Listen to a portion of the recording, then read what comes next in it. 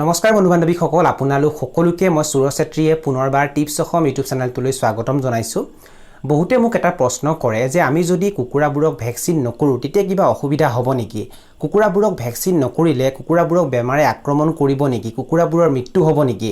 এই ভিডিঅ'টোত মই আপোনালোকক সবিশেষ জনাম এই বিষয়ে। ভিডিঅ'টো আপোনালোকে প্ৰথমৰ পৰা শেষলৈ ভালকৈ চাব। আৰু যদি আপোনালোকে এই চেনেলটোত প্ৰথমবাৰ আহিছে তেনেহলে চেনেলটো সাবস্ক্ৰাইব কৰি ওচৰতে থকা বেল ঘণ্টিটো প্ৰেছ কৰি দিব। চাওক বন্ধু বান্ধৱীসকল, আমাৰ গাঁও অঞ্চলবোৰত সাধাৰণতে যিসকল লোকে কম পৰিমাণে কুকুৰা পালন কৰে, যিসকল লোকে 3টা 4টা 10টা 15টা কুকুৰা পালন কৰে, তেওঁলোকে সাধাৰণতে কুকুৰাবোৰক ভ্যাকচিন কৰা দেখিবলৈ পোৱা নাযায়। তেওঁলোকে যে কুকুৰাবোৰক ভ্যাকচিন নকৰে তাৰ হয়তো বহুকেইটা কাৰণ থাকিব পাৰে। প্ৰথম কাৰণটো এইটো হ'ব পাৰে যে কুকুৰাবোৰ বেলেগ বেলেগ সময়ত উমনি বহে। লোকেল কুকুৰাবোৰ বেলেগ বেলেগ সময়ত উমনি বহে আৰু সিহঁতে বেলেগ বেলেগ সময়ত পোৱালি উলিয়ায়। আৰু এজনী কুকুৰাই প্ৰায় 10টা 12টা 15টাকে পোৱালি উলিয়ায় আৰু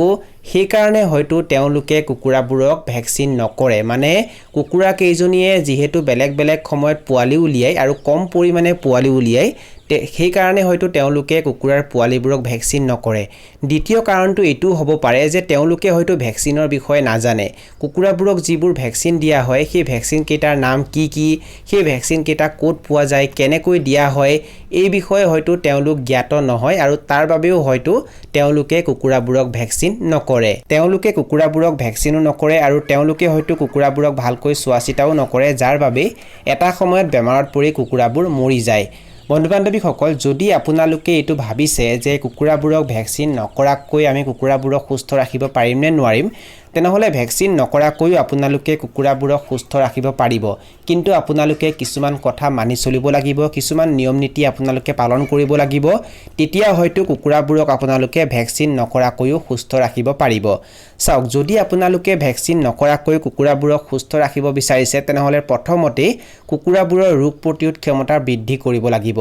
যদি কুকুৰাবোৰৰ ৰোগ প্ৰতিৰোধ ক্ষমতাত বেছি থাকে তেতিয়া কুকুৰাবোৰক যিকোনো ধৰণৰ বেমাৰে সহজতে আক্ৰমণ কৰিব নোৱাৰে। আৰু যদি কুকুৰাবোৰক কেনেবাকৈ কোনোবাটো বেমাৰে আক্ৰমণো কৰে তেতিয়া সিহঁতক ইমান এটা প্ৰভাৱ পেলাব নোৱাৰে, কুকুৰাবোৰ পুনৰ সুস্থ হৈ যায় যিহেতু সিহঁতৰ ৰোগ প্ৰতিৰোধ ক্ষমতা বেছি থাকিব। এতিয়া হয়তো বহুতে প্ৰশ্ন কৰিব যে কুকুৰাবোৰৰ ৰোগ প্ৰতিৰোধ ক্ষমতা কেনেকৈ বৃদ্ধি কৰিব পাৰি। চাওক বন্ধু বান্ধৱীসকল, কুকুৰাবোৰৰ ৰোগ প্ৰতিৰোধ ক্ষমতা বৃদ্ধি কৰিবৰ বাবে কুকুৰাবোৰক আপোনালোকে প্ৰচুৰ পৰিমাণে দানা পানী খাবলৈ দিব লাগিব।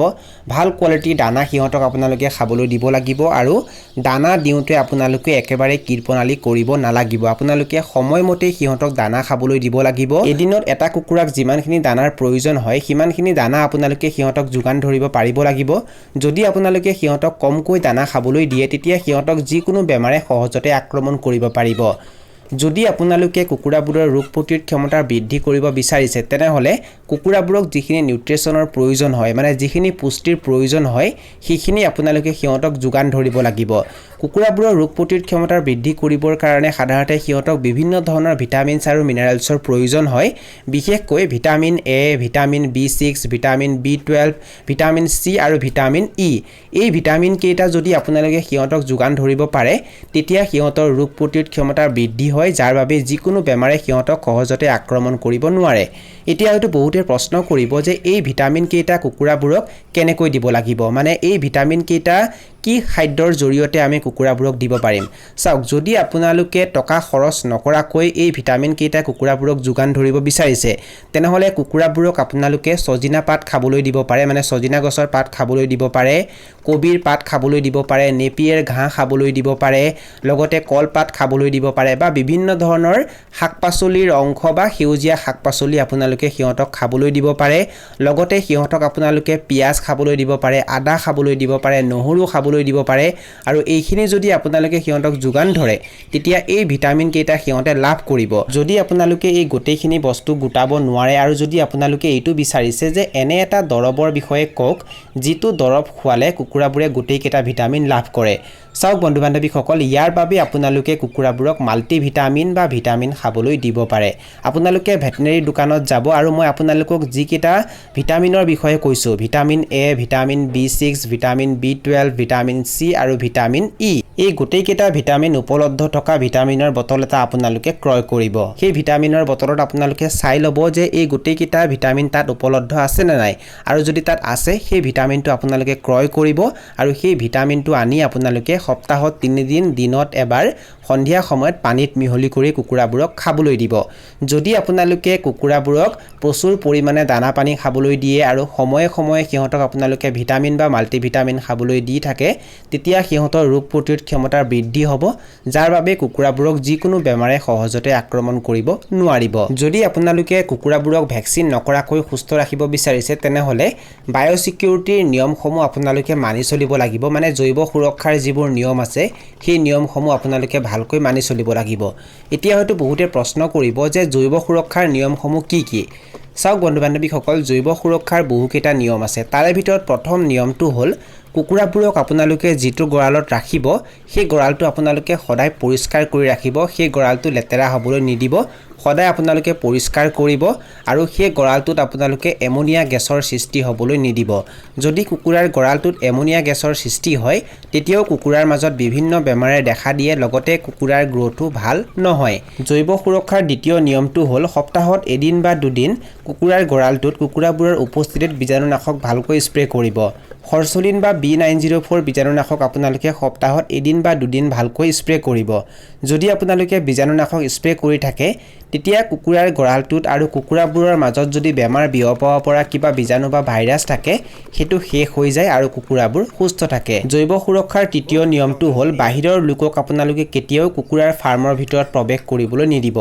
যেতিয়া আপোনালোকে কুকুৰাৰ ফাৰ্ম আৰম্ভ কৰিব তেতিয়া বিভিন্নজনে আপোনাৰ কুকুৰাৰ ফাৰ্মখন চাবলৈ বিচাৰিব কুকুৰাবোৰক চাবলৈ বিচাৰিব আৰু তাৰ বাবে তেওঁলোকে ফাৰ্মৰ ভিতৰলৈ যাব বিচাৰে কিন্তু আপোনালোকে তেওঁলোকক কুকুৰাৰ ফাৰ্মৰ ভিতৰত প্ৰৱেশ কৰিবলৈ নিদিব যদি আপোনালোকে তেওঁলোকক কুকুৰাৰ ফাৰ্মৰ ভিতৰত প্ৰৱেশ কৰিবলৈ দিয়ে তেতিয়া বেমাৰ বিয়পাব পৰা বীজাণু বা ভাইৰাছ তেওঁলোকৰ মাধ্যমেৰে কুকুৰাৰ ফাৰ্মৰ ভিতৰত যায় আৰু সেইবোৰে কুকুৰাবোৰৰ মাজত বেমাৰৰ সৃষ্টি কৰে সেইকাৰণে তেওঁলোকক আপোনালোকে কেতিয়াও কুকুৰাৰ ফাৰ্মৰ ভিতৰত প্ৰৱেশ কৰিবলৈ নিদিব জৈৱ সুৰক্ষাৰ 4 নম্বৰ নিয়মটো হ'ল কুকুৰাৰ ফাৰ্মৰ বাহিৰত আপোনালোকে বীজাণুনাশক পানীত ভালকৈ মিহলি কৰি ৰাখি দিব আপোনালোকে হৰ্চলিন ৰাখিব পাৰে B904 ৰাখিব পাৰে বা পটাছ পানীও ৰাখিব পাৰে আৰু যেতিয়া আপোনালোকে কুকুৰাৰ ফাৰ্মত প্ৰৱেশ কৰিব তাৰ আগমুহূৰ্তত নিজৰ ভৰি দুখন সেই বীজাণুনাশকত ভালকৈ জুবুৰিয়াই ল'ব আৰু তাৰ পাছতহে আপোনালোকে কুকুৰাৰ ফাৰ্মৰ ভিতৰত প্ৰৱেশ কৰিব জৈৱ সুৰক্ষাৰ 5 নম্বৰ নিয়মটো হ'ল কুকুৰাৰ ফাৰ্মৰ বাহিৰত পিন্ধা চেণ্ডেল বেলেগ হ'ব লাগে আৰু কুকুৰাৰ ফাৰ্মৰ ভিতৰত পিন্ধা চেণ্ডেল বেলেগ হ'ব লাগে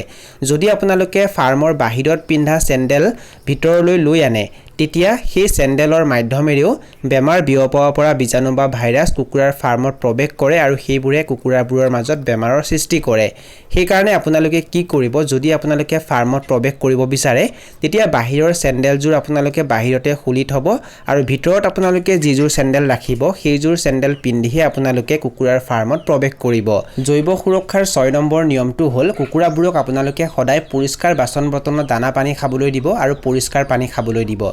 বন্ধু বান্ধৱীসকল এইকেইটা হৈছে জৈৱ সুৰক্ষাৰ নিয়ম আৰু এই নিয়মকেইটা যদি আপোনালোকে ভালকৈ মানি চলে তেতিয়া কুকুৰাবোৰক আপোনালোকে বেমাৰ আজাৰৰ পৰা বচাই ৰাখিব পাৰিব যদি কুকুৰাবোৰক আপোনালোকে প্ৰচুৰ পৰিমাণে দানা পানী খাবলৈ দিয়ে কুকুৰাবোৰক যদি আপোনালোকে ভিটামিন খাবলৈ দিয়ে আৰু তাৰ পাছত যদি আপোনালোকে জৈৱ সুৰক্ষাৰ নিয়ম নীতিসমূহ ভালকৈ মানি নচলে তেতিয়াও কিন্তু কুকুৰাবোৰক বেমাৰে আক্ৰমণ কৰিব সেই কাৰণে এই গোটেইকেইটা কথা আপোনালোকে ভালকৈ মানি চলিব লাগে এইখিনিতে মই আপোনালোকক এটা গুৰুত্বপূৰ্ণ কথা জনাই দিব বিচাৰিছো যদি আপোনালোকে ব্যৱসায় ভিত্তিত বেছিকৈ কুকুৰা পালন কৰে যদি আপোনালোকে 300 400 500 বা তাতকৈ বেছিকৈ কুকুৰা পালন কৰে আৰু যদি আপোনালোকে ৰিস্ক ল'ব নিবিচাৰে তেতিয়া কুকুৰাবোৰক আপোনালোকে গোটেইকেইটা ভ্যাকচিন পাৰিলে কৰি দিব যদি আপোনালোকে বেছিকৈ কুকুৰা পালন কৰে তেতিয়া আপোনালোকে বেছিকৈ টকা বিনিয়োগ কৰিব লাগিব আৰু যদি আপোনালোকে বেছিকৈ টকা বিনিয়োগ কৰে তেতিয়া যদি ভ্যাকচিন নকৰে তেতিয়া এটা ভয় সোমাই থাকে যে যদি কুকুৰাবোৰক বেমাৰে আক্ৰমণ কৰে যদি কুকুৰাবোৰ মৰি যায় তেতিয়া মোৰ বহুত টকা লোকচান হ'ব সেই কাৰণে আপোনালোকে পাৰিলে কুকুৰাবোৰক ভ্যাকচিন কৰি দিব যদি আপোনালোকে কম পৰিমাণে কুকুৰা পালন কৰে তেতিয়া আপোনালোকে কুকুৰাবোৰক ইচ্ছা কৰিলে ভ্যাকচিন নকৰিবও পাৰে যদি আপোনালোকে এই গোটেইকেইটা নিয়ম ভালকৈ মানি চলে বন্ধু বান্ধৱীসকল এইখিনি আছিল কিছু তথ্য মই আপোনালোকক জনালো আৰু যদি আপোনালোকে ভিডিঅটো চাই ভাল পালে আৰু ভিডিঅটোৰ জৰিয়তে কিবা এটা শিকিব পাৰিছো বুলি ভাবে তেনেহলে অনুগ্ৰহ কৰি ভিডিঅটো লাইক কৰি দিব আৰু যিমান পাৰে ভিডিঅটো নিজৰ বন্ধুবৰ্গৰ মাজত আৰু পৰিয়ালবৰ্গৰ মাজত শ্বেয়াৰ কৰি দিব এই ভিডিঅটো এইখিনিতে সামৰণি মাৰিছো ধন্যবাদ